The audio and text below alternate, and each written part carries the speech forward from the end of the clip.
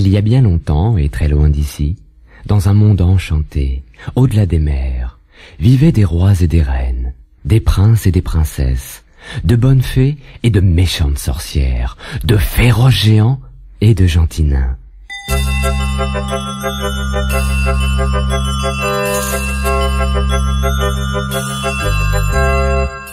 Ouvre ton album, écoute bien et rejoins toi aussi le monde magique d'Il était une fois. Dès que tu entends, tourne la page.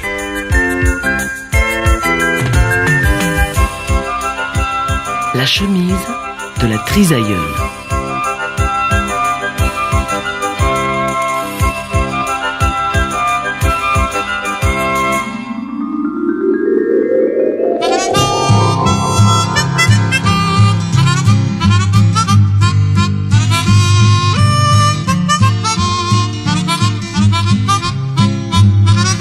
Il était une fois, dans un petit village, un jeune orphelin dénommé Patrick. Son petit visage couvert de taches de rousseur et sa chevelure rousse lui attiraient la sympathie de tous les villageois. Tout le monde adorait Patrick, car il était toujours prêt à rendre service. Il allait souvent aider le fermier à couper du bois, les villageoises à puiser de l'eau, un voisin à réparer son toit. Pour le remercier, on lui gardait toujours au chaud un bon bol de soupe bien fumante. Même s'il était très heureux de son sort, Patrick le petit rouquin avait envie de connaître autre chose. Il rêvait d'aventures et de voyages. À 18 ans, il décida qu'il était grand temps de partir explorer le monde et avant de prendre la route, il alla dire adieu à sa cousine Marie, la seule famille qui lui restait. « Qui est là ?» demanda Marie en entendant frapper à la porte. « C'est ton cousin Patrick qui vient te dire au revoir avant de partir en voyage, » répondit Patrick. Marie ouvrit aussitôt la porte à son cousin préféré et lui dit d'un air entendu « Je t'ai préparé un cadeau, cousin !» Elle monta au grenier et en redescendit une vieille chemise de nuit. Surpris, Patrick ne put s'empêcher de s'exclaffer. « Quel drôle de cadeau pour un garçon ! Dis Marie, tu es sûre que c'est pour moi ?»« Assurément, c'est la chemise de nuit de notre trisaïeul, » répondit Marie le plus sérieusement du monde. « Emporte-la avec toi, elle te portera chance. C'est une chemise de nuit magique, elle exaucera tous tes vœux. » Sur ce, Marie embrassa son cousin qui se mit aussitôt en route.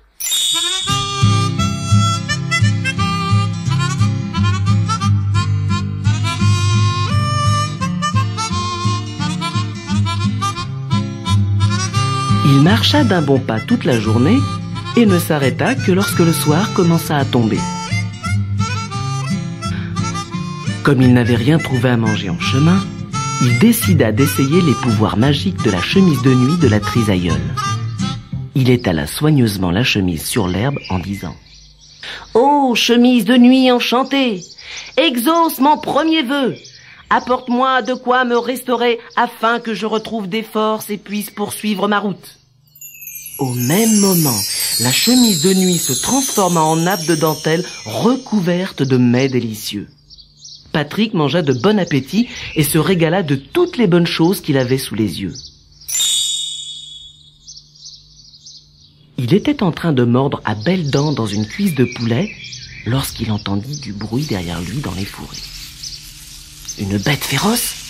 Non, c'était un vieillard qui paraissait bien fatigué.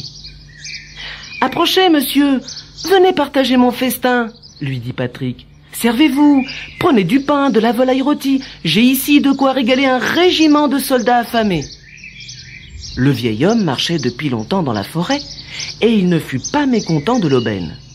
Dès qu'il se servait d'un gâteau, une nouvelle pâtisserie apparaissait sur la nappe. « C'est grâce au pouvoir magique de la chemise de nuit de ma trisaïeule, » expliqua Patrick au voyageur, dont l'étonnement allait grandissant. Le vieil homme proposa alors d'échanger la chemise contre son bâton, qui lui aussi avait des pouvoirs extraordinaires. Pour montrer à Patrick comment le bâton fonctionnait, il le prit dans la main gauche et cria « En avant, marche !» Une armée de minuscules cavaliers sortit aussitôt du bâton.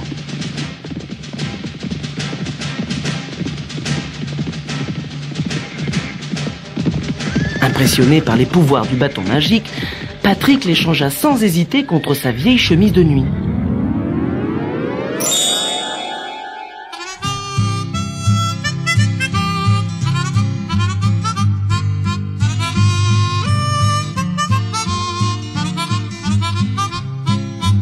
Le lendemain matin, il reprit la route avec son nouveau talisman.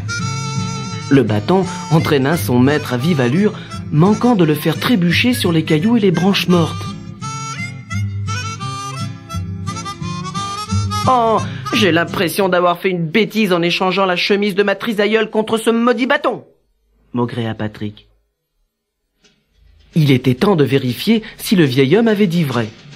Se rappelant la formule magique, Patrick prit le bâton dans la main gauche et cria « En avant, marche !» Et hop, de minuscules soldats s'échappèrent du bâton.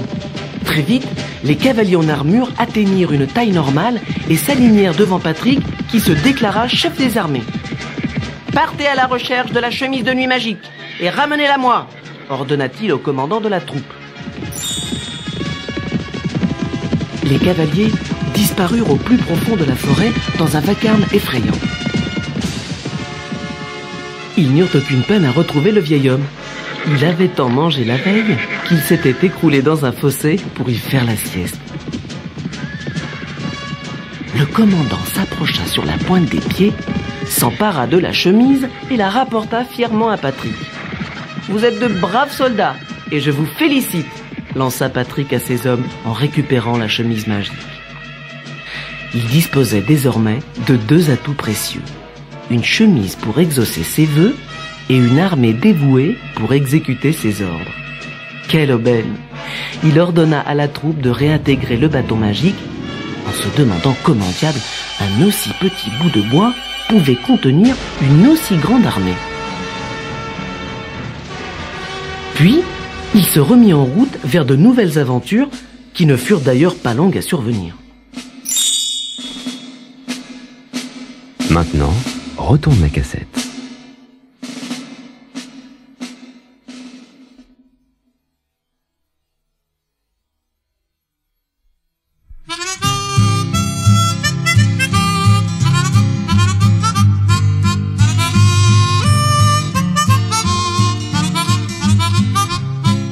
En haut d'une colline, il entendit une musique qui l'attira irrésistiblement. Plus il s'approchait de l'endroit d'où venait la musique, plus il avait envie de danser. La musique l'entraîna par monts et par vaux jusqu'à un vieux moulin habité par un meunier qui jouait de la flûte enchantée. La meunière, ses 9 enfants et les animaux de la ferme dansaient sur un rythme effréné comme s'ils avaient été ensorcelés. « Comme c'est drôle !» s'esclaffa Patrick en voyant un petit cochon rose valser au beau milieu des champs. La meunière menait la danse et Patrick entra dans la ronde.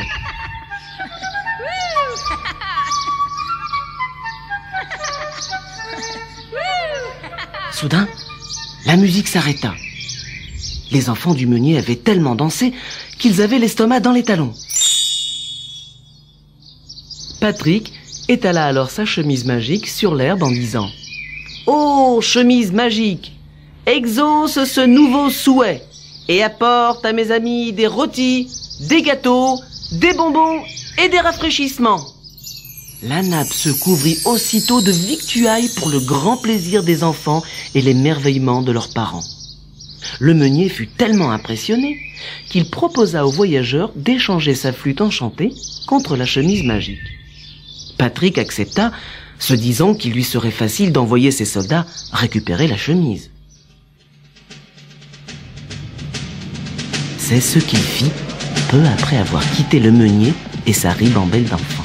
« Soldats, courez immédiatement au moulin et rapportez-moi la chemise magique !» ordonna-t-il à ses troupes. Les soldats trouvèrent le meunier et sa famille en train de ronfler.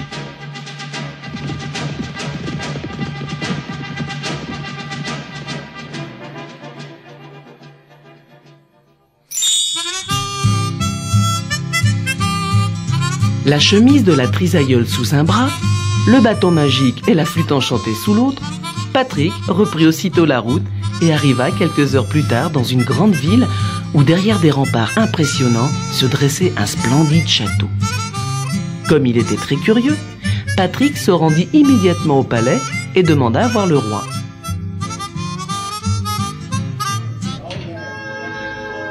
Les habitants du château avaient tous l'air très sévères. On conduisit Patrick jusqu'à la salle des fêtes où se tenait un banquet. Les invités avaient l'air de s'ennuyer ferme et la princesse semblait d'une tristesse infinie.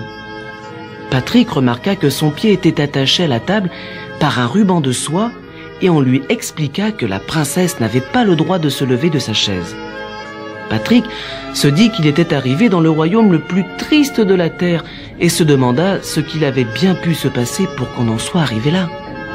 Psst, psst, venez par ici, venez, je vais tout vous raconter, chuchota un valet en tirant Patrick par la manche.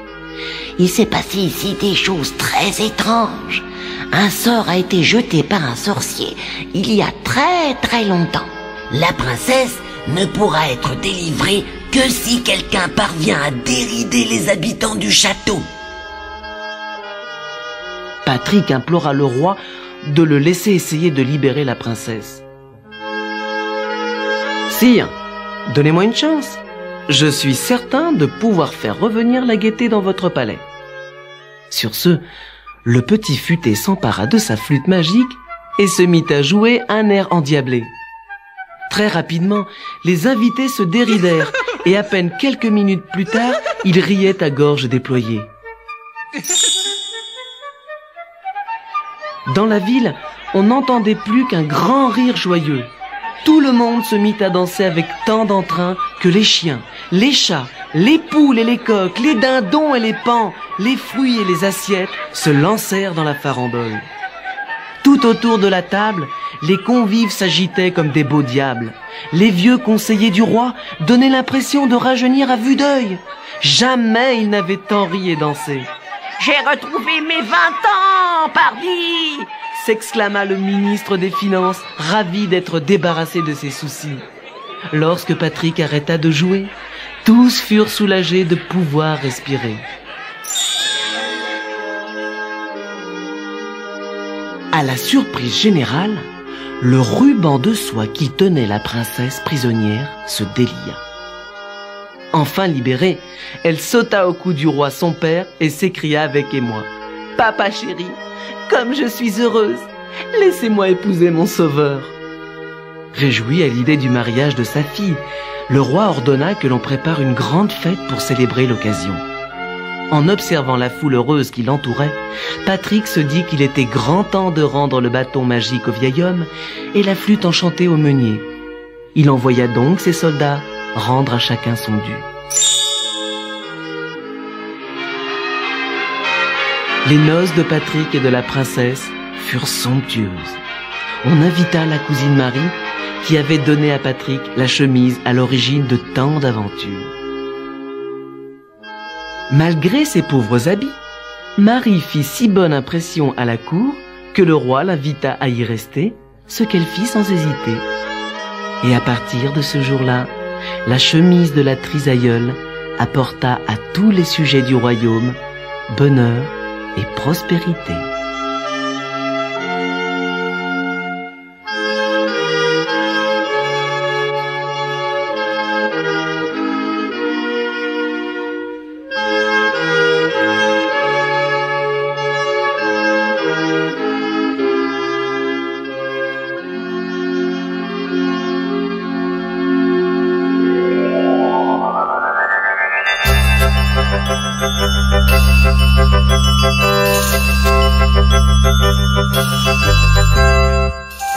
N'oublie pas ton prochain rendez-vous avec Il était une fois.